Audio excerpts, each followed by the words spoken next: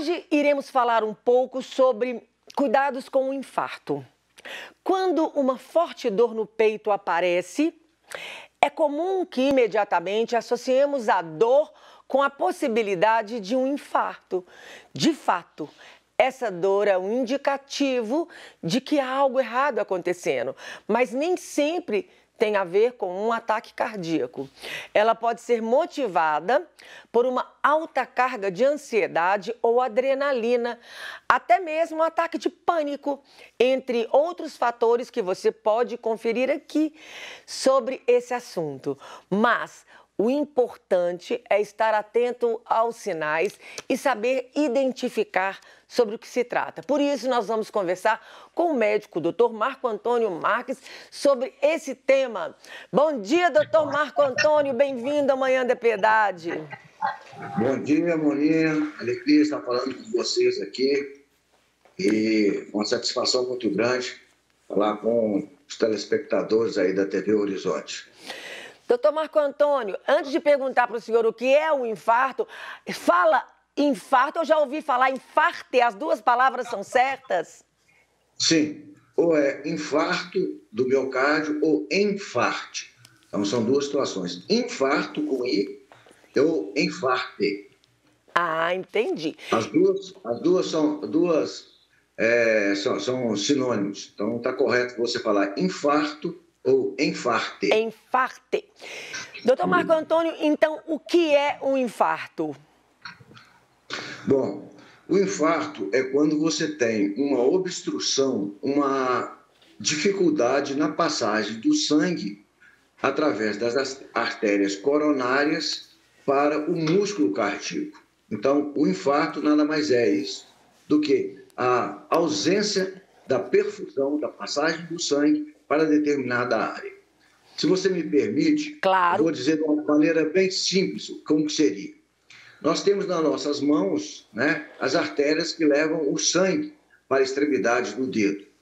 Se eu ocluir a passagem do sangue para a ponta do meu dedo, durante esse período em que a ponta do meu dedo ficou sem a circulação, nós vamos dizer que ele ficou em isquemia. Se essa obstrução ela passa um período maior, e o que vai acontecer com a ponta dos meus dedos? Ele vai deixar de receber o sangue e ele vai morrer. E aí isso nós atribuímos essa morte celular, nós chamamos de infarte ou infarto. Claríssimo, o exemplo foi muito didático. Doutor Marco Antônio, existe a forma de se prevenir o infarto? Tá. Primeira coisa que a gente tem que entender que é um evento que é responsável, né, a morte súbita. A principal causa de morte súbita é realmente o infarto agudo do miocárdio. E nós temos que entender que isso é todo um processo que desencadeia essa reação. Quais seriam os fatores de risco para que a pessoa possa vir a ter um infarto? O primeiro aspecto a ser considerado é uma questão hereditária. Se o indivíduo já tem história familiar de infarto do miocárdio, de parentes próximos, isso é um sinal de alerta. E tem aquelas outras situações, né, que contribuem significativamente para o processo que nós chamamos de aterosclerose ou arteriosclerose, que tem a ver com o envelhecimento das artérias. Quais seriam esses fatores? Primeiro, a hipertensão arterial. O indivíduo, muitas vezes, a pressão alta, né, a hipertensão arterial, muitas vezes ela não se manifesta clinicamente. O paciente, muitas vezes, não sente absolutamente nada. Então, daí a importância de mensurar frequentemente, né, com uma certa frequência, a sua pressão arterial, para ver se ela está nos níveis que são adequados. Outro fator de risco é o próprio diabetes. O diabetes propicia a formação de placas, né, e isso vai lá na frente contribuir para que haja uma obstrução dessas artérias. Associado à dislipidemia. O que é isso, dislipidemia? É uma alteração do nosso colesterol, do nosso triglicérides. Então, o controle do colesterol, do triglicérides, é fundamental. Então, nós estamos falando de fatores que são passíveis de serem controlados. Pressão arterial, controle do colesterol, controle da glicemia, da glicose, né, que é a responsável pelo diabetes. Outro fator importante é a obesidade. Então, o índice de massa corpórea sendo muito elevado, evidentemente é um fator de risco. Sedentarismo é outro fator muito importante. O indivíduo que não se exercita. Então, isso é fundamental que a pessoa tenha essa capacidade de reconhecer esses fatores de risco e atuar neles. E outra coisa que é um fator novo, mas não menos importante, é o isolamento social. Nós temos percebido que as pessoas, principalmente aquelas que vivem em instituições, né, que não têm um convívio social, elas estão mais propensas a desenvolver o infarto agudo do miocárdio. Então, com exceção do fator hereditário, né, um fator familiar, todos esses fatores são passíveis de serem corrigidos e serem previsíveis e, de uma maneira geral, a gente atuar evitando que se faça esse evento que é tão maléfico, né, para a saúde. Diante disso tudo que o senhor falou, doutor, a pessoa precisa começar a cuidar da saúde com qual idade? Vamos colocar assim, dividir por dois fatores. Uma pessoa que não tem hereditariedade nenhuma, a família dela está tudo bem, ninguém teve problema de pressão alta nem de coração. E aquela pessoa que tem uma hereditariedade, ela tem já na família casos. Qual é a idade adequada para começar a cuidar? Nós temos que entender o seguinte, não existe um limite exatamente para se falar a partir de que momento que eu devo me cuidar. A nossa história, né, ela é composta dos dias que se seguem. Então, nós temos que nos cuidar a partir do nascimento, ou mesmo antes do nascimento, ou pré-natal. Quando é que a gente começa a envelhecer? Se você me permite, eu faço geriatria também. E é sempre uma pergunta, quando eu devo procurar o geriatra, a partir de que idade? O nosso processo de envelhecer, ele é um contínuo, mas ele começa sistematicamente a partir dos 35 anos de idade, é que realmente ocorre o processo de envelhecimento. Então, esse é um momento oportuno para as pessoas procurarem o seu médico, o seu cardiologista, o seu clínico geral, para que ele possa avaliar quais os fatores de risco que podem contribuir para que a pessoa tenha uma longevidade, uma vida saudável, que é isso que a gente espera. Doutor Marco, uma pessoa que tem pressão alta, problema de pressão, ela tem mais tendência a ter um infarto? Sim. Para eu ser de uma forma bem simplificada, nós vamos dizer o seguinte, o sistema circulatório é como se fosse um sistema fechado, onde você tem o músculo cardíaco, as câmaras cardíacas, né, o coração e as artérias e as veias que circulam. Então, o que é a pressão arterial elevada? Você começa a apresentar uma resistência maior ao fluxo do sangue, né? Então, veja bem, se você tem um coração que está bombeando sangue num sistema em que você tem uma obstrução dessas artérias, da saída do coração, o músculo cardíaco, o coração, ele vai trabalhar com maior resistência. Consequentemente, por uma lei, né, a lei de Starling, o coração começa a hipertrofiar, ou seja, o músculo cardíaco ele começa a aumentar o número de fibras. Aí você vai me dizer, mas isso é bom que o coração seja mais forte? Até determinado ponto.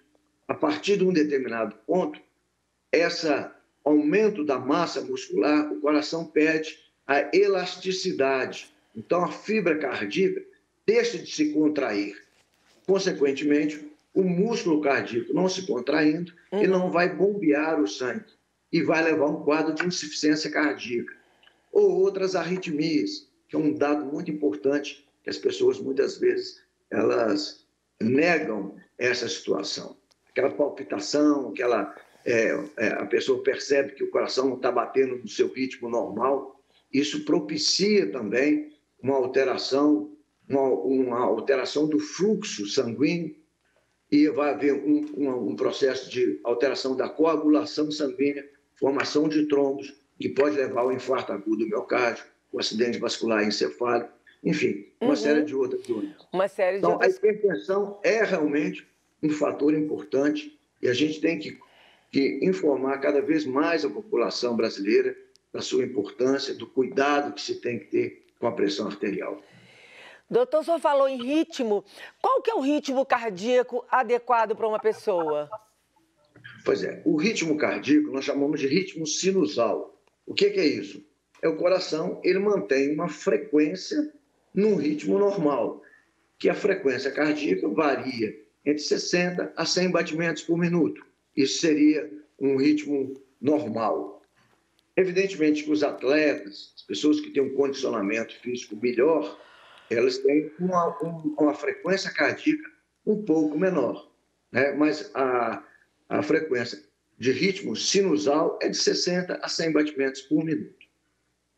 E esse ritmo não é, essa frequência cardíaca não é estável, ela não é, ela se mantém e ela alterna de acordo com determinadas situações, né?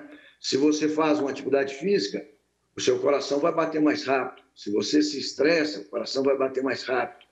No descanso, no horário de lazer, sua frequência cardíaca tende a cair. O indivíduo que pratica contemplamento, né? Ele faz aí, muitas vezes, essas situações de respiração adequada, com yoga, por exemplo, meditação, evidentemente a frequência cardíaca dele vai diminuir. E é bom que ela tenha uma frequência cardíaca menor, né? Doutor Marco Antônio, pode uma pessoa, uma tristeza, uma notícia ruim, trazer uma tristeza tão grande e a pessoa ter um infarto por conta disso? Sim. O que vai sobrecarregar o coração? Um aumento das catecolaminas, que são essas substâncias que são produzidas, principalmente a adrenalina.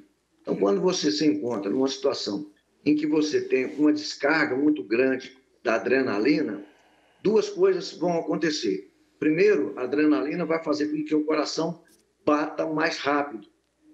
Então, se ele aumenta o trabalho cardíaco, ele está sendo sobrecarregado. A adrenalina promove uma vasoconstrição. O que é isso? Ela diminui o calibre das artérias. Então, se nós estamos falando de uma situação em que você aumenta o trabalho e diminui a oferta, consequentemente, o tecido muscular, o músculo cardíaco vai sofrer e pode vir a ter um infarto agudo do miocárdio. Entendi. E a morte súbita é a mesma coisa? Então, é uma questão da gente definir o que é ser morte súbita.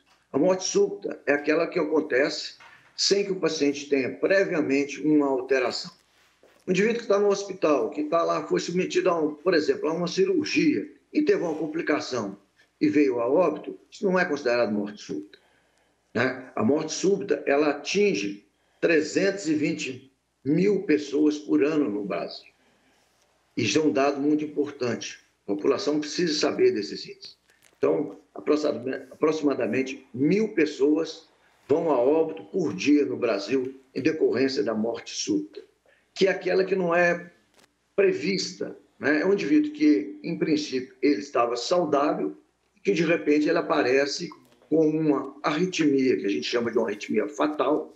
O coração começa ou tremular, ao invés de bombear o sangue, né? E aí nós vamos ter duas situações, que é a fibrilação ventricular e a taquicardia ventricular sem pulso. São duas arritmias cardíacas que fazem com que o sangue não bombeie o coração, né? O coração não vai bombear, deixa de levar sangue para o cérebro. Então, o primeiro sinal que vai acontecer é a perda da consciência. Se o indivíduo não recebe sangue no seu cérebro, ele vai ficar inconsciente, vai cair, e aí, se ele não for atendido adequadamente, ele vai a óbito. Para cada minuto de parada cardiorrespiratória, o indivíduo tem 10% de chance a menos de sobreviver. Então, isso é importante e cada vez mais há uma recomendação de que nós tenhamos o acesso a essa forma de sobrevivência, que é, primeiro, conhecimento das pessoas a respeito da morte súbita. Segundo, eles terem instrumentos que possam ajudá-los naquele primeiro momento. O que é comum acontecer?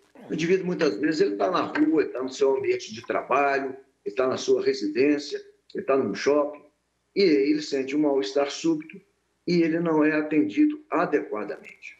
O que é ser atendido adequadamente?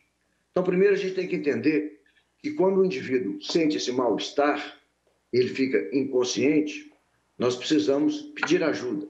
Então, isso é um passo que faz parte de um programa, né, que foi lançado pela American Heart, que é a corrente de sobrevivência. O que consiste essa corrente de sobrevivência? É todo um sistema que foi montado para que a gente possa ofertar àquela pessoa que está diante de uma morte súbita de ter a chance de sobreviver. De que forma?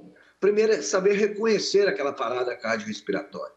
Se o indivíduo se sente mal, você toca naquele indivíduo, né? Faz algum estímulo externo nele, pergunta se eu não posso te ajudar, o que está acontecendo? Se ele não responde, isso é um sinal muito grave. Se você não percebe a respiração, ou seja, esse indivíduo está inconsciente e não está respirando, aí sim nós definimos como uma parada cardiorrespiratória. O que fazer nesse momento, então? Nós precisamos pedir ajuda. De que forma? Pegar o telefone e chamar o SAMU, chamar uma ambulância, para que ele possa ser atendido em nível secundário, em nível hospitalar. É bastante necessário, desculpe, eu estou te interrompendo. Não, pode falar. É só para dar sequência, né, nesse Claro, doutor, fica à vontade.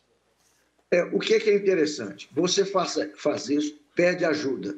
Enquanto a ajuda não vem, nós sabemos que numa metrópole como Belo Horizonte, dificilmente nós vamos receber um suporte de imediato de pessoas do SAMU que possa atender num tempo muito rápido, muito curto.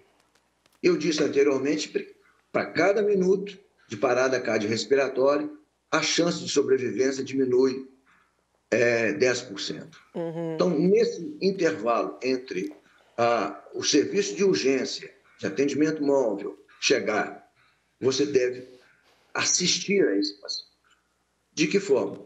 Praticando a ressuscitação cardiopulmonar, que consiste em massagem cardíaca, enquanto se aguarda a presença do desfibrilador. Então, nesse primeiro momento, você verifica se o indivíduo realmente se encontra em parada cardiorrespiratória e já começa a exercer a manobra de ressuscitação, que são as massagens cardíacas, até que você tenha o desfibrilador. Maravilhoso. Doutor, lembrando que o Instagram está aqui, gente, olha, @simos.drake. É Simos mesmo que fala, não é, doutor Marco Antônio? Semos Drake. Semos.drake. Doutor, agradecer muito o senhor parar sua manhã e vir conversar com a gente. Deus abençoe muito o seu trabalho. Tem alguma coisa a mais que o senhor gostaria de falar? O que eu gostaria de falar é orientar a população realmente da necessidade de se ter esses cuidados com a sua saúde, para que a gente possa evitar realmente a morte súbita, né? E dizer que, né, você falou sobre a empresa Semos Drake, que é uma empresa mineira, nós muito nos orgulhamos desse fato, é pioneira na fabricação do desfibrilador externo automático, o famoso DEA, e que é um elemento que realmente salva a vida. Então, nós precisamos ter essa disponibilidade desses equipamentos e uma orientação da população para que a gente possa sobreviver e seguir em frente. Nós somos fruto, você me falou quando que a gente deve procurar um médico, procurar o geriatra, o cardiologista, o clínico. Nós somos fruto basicamente de 3 coisas. Nós somos fruto daquilo que comemos. Então eu digo, se a gente come porcaria, vira porcaria. Nós somos fruto do que pensamos. Então tem um pensamento positivo, né? O combate à depressão, à ansiedade. Isso, se você não combate, você vira porcaria. E nós somos fruto daquilo que a gente faz com o corpo. Se você não faz nada com o seu corpo, se você tem a vida sedentária, você vira porcaria. Então, essa é a minha mensagem. Agradecer a oportunidade de estar aqui com vocês. Desejar a todos aí um bom dia, uma boa semana. Muito obrigado. Muito obrigada, doutor Marco Antônio Marques Félix. Deus abençoe muito o trabalho do senhor, viu? Tá, muito obrigado. Um abraço a todos. Outro, tchau.